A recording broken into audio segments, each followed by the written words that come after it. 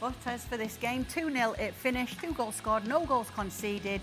And let's get word after the game from, first of all, Yunus Musa, then Ricardo Pepi, and then Pochettino himself. As you can see, I was over the moon.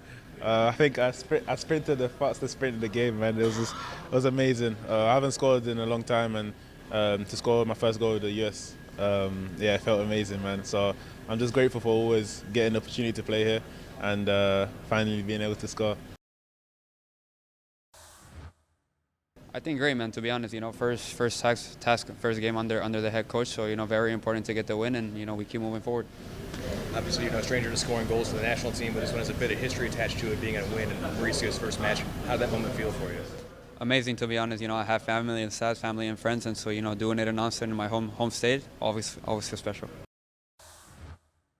Overall, I think it was a very professional performance, and I think we are happy because I think all the goals that we settled before the game, I think that we got. Happy because I think the staff and the player made a fantastic job, and of course with the help of the fans here in Austin, it was a fantastic atmosphere. The first half, we didn't concede a chance.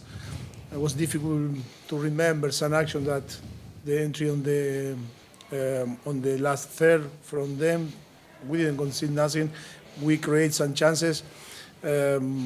I think it was a very professional performance from there. I think it's the basis for, and the first step to start to grow and be better. Now we are going to have a few days to recovery and see and to analyze and assess all the players and to take the best decision for the team and for the player playing Tuesday, another tough game. Okay, let's go overall, if we can, from what you saw in what was Pochettino's first game. Biggest takeaway? I'll say, he said it, professional performance. It's a B plus sort of performance from the United States. I was expecting a whole lot more energy and urgency because it is a new manager, because it's a new era. You would have thought that there would have been 2 and 3 United States players every time that a Panamanian player got on the ball, and that wasn't quite the case. It really was. For the first 35 minutes or so, it was a snooze fest. And that was a little disappointing, a little surprising. But from the Brandon Aronson chance and beyond that, we started seeing a different type of urgency from the United States, pressuring higher up the field with a different type of energy, a different type of intensity, and that carried on to the second half. And what I would say is that if the United States were able to bottle up what they did for the goal and the combination play for the goal, then we're cooking. Then we're talking. Because you get your 2 attacking midfielders that were playing in central areas, Brandon Aronson and Christian Pulisic, to combine inside the 18-yard box with a little give-and-go action. And then, of course, your far side midfielder recognizing a moment in which he now becomes the number 9, where he becomes the option inside the 18-yard box. He goes and finishes. That was a high-quality goal and a moment of high quality overall from the United States. And that is something that it's very positive and something to build on. I thought that the concept of Anthony Robinson pushing down the left-hand side far higher than Joe Scally ever did down the right-hand side, it's interesting, but it's something that they're going to have to work on, because when Robinson pushes up, that leaves a whole lot of space for Team Ring to have to cover. And if they turn the ball over and they play that ball into that space in transition, Panama was able to get into that space whenever they wanted to. So that's something that needs to be addressed. But on the whole, I would say, for the first game on the Mauricio Pochettino, B plus. It's something to build on, and it's something where everybody feels a whole lot better about themselves in being able to put this game behind them. What stood out to you, Stevie? I was a little surprised that they were so open when they turned the ball over. When I think of Pochettino, particularly at Spurs, they went forward, but when they turned the ball over, they were a lot better, and they were a lot better shape, and they were a lot tighter defensively.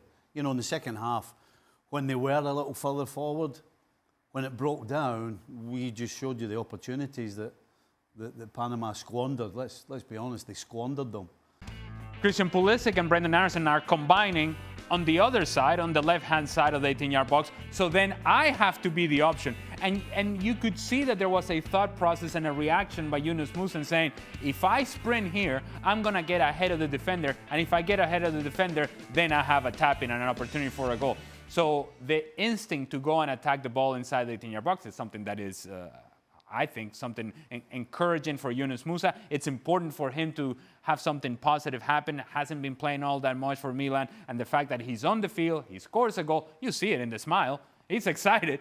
And nothing gets a player more excited than scoring a goal and winning the game in the process. That obviously helps Yunus Musa. And of course, it's a byproduct. It helps the United States as well. How hard is it to do that? Ali just mentioned he's not getting in a lot of minutes for Milan, to then not be getting those minutes, but then come and be expected to deliver for your national team.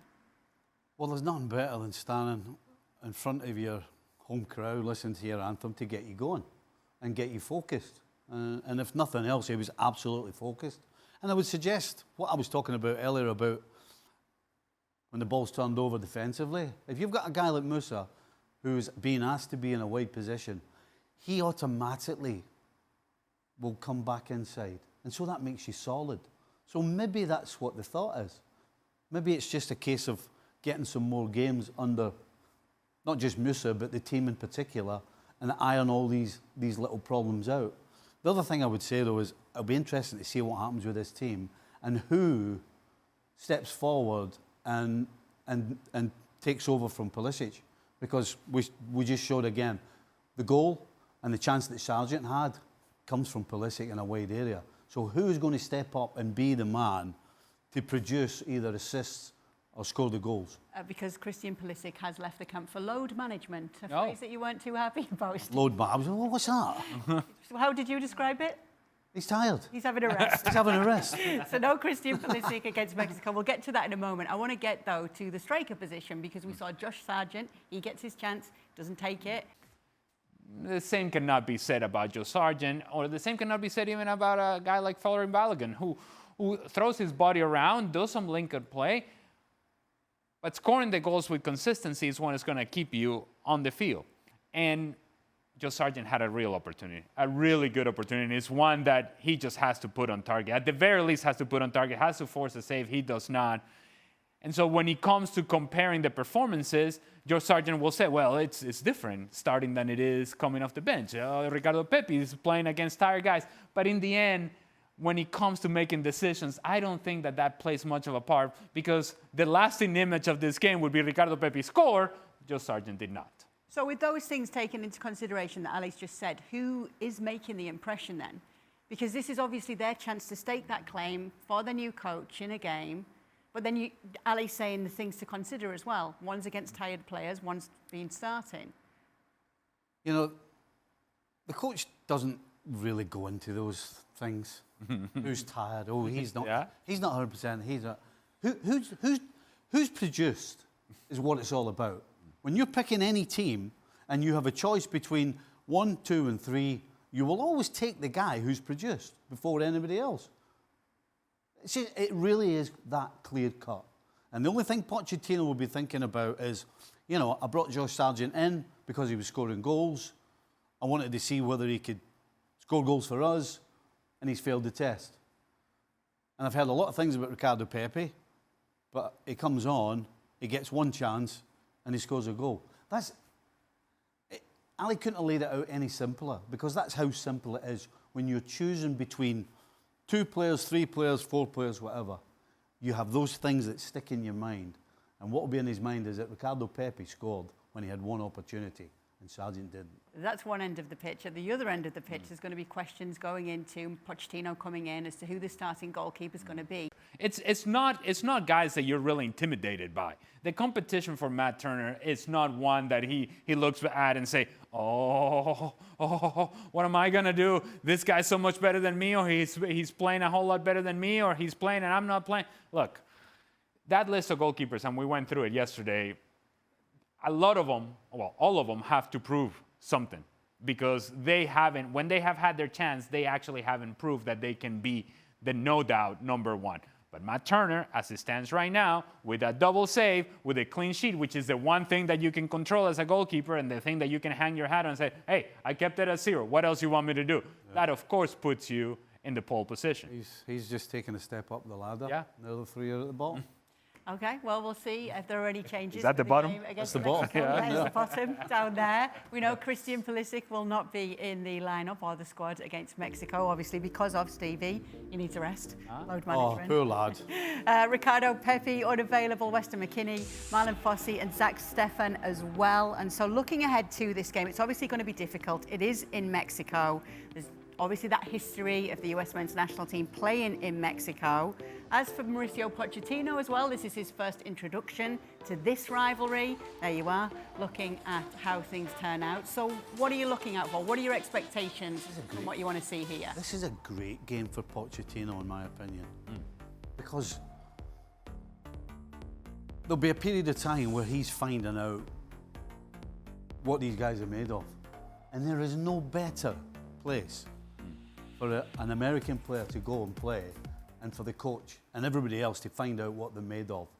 And it's not necessarily about winning the game. Winning the game is fantastic, but I would think for Pochettino, it's about finding out who's made of the right stuff.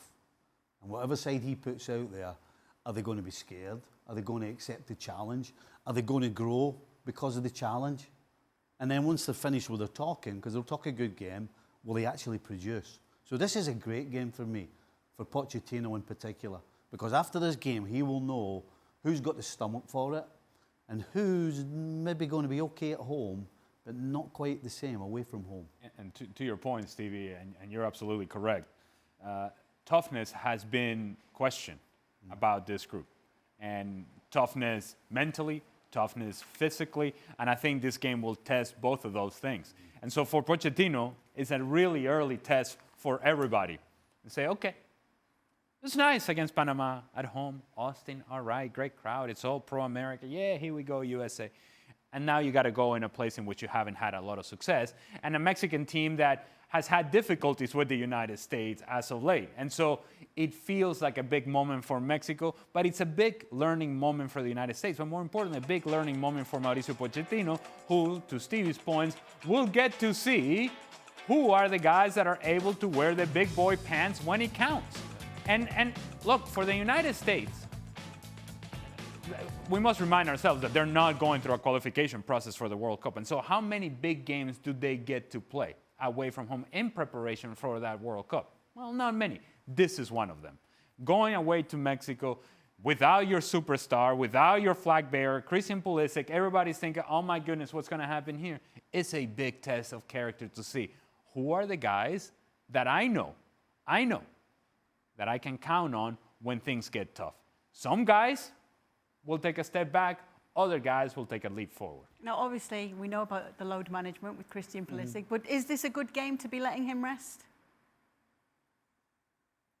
No, I don't think so. I think, quite honestly, if I was going to rest him, I would have rested him for the Panama game. You know, as much as we're saying it's good that Pochettino will find out, at the same time, you don't want to go to a place that you know all of these things are going to be against you and you hamstring yourself. For Pochettino, because he's going to be getting watched too for how he fares. Well, I don't think there's any questions. We know, and he knows what he's going to get from Pulisic. Yeah.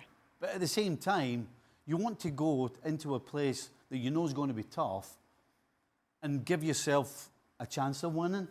It's not always about winning, but you want to give yourself a chance of winning.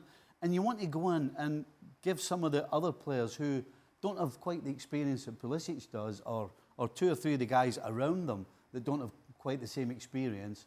You don't want to make it so difficult that it affects everybody. I mean, you want to find out, but at the same time, you want to give yourself a better chance.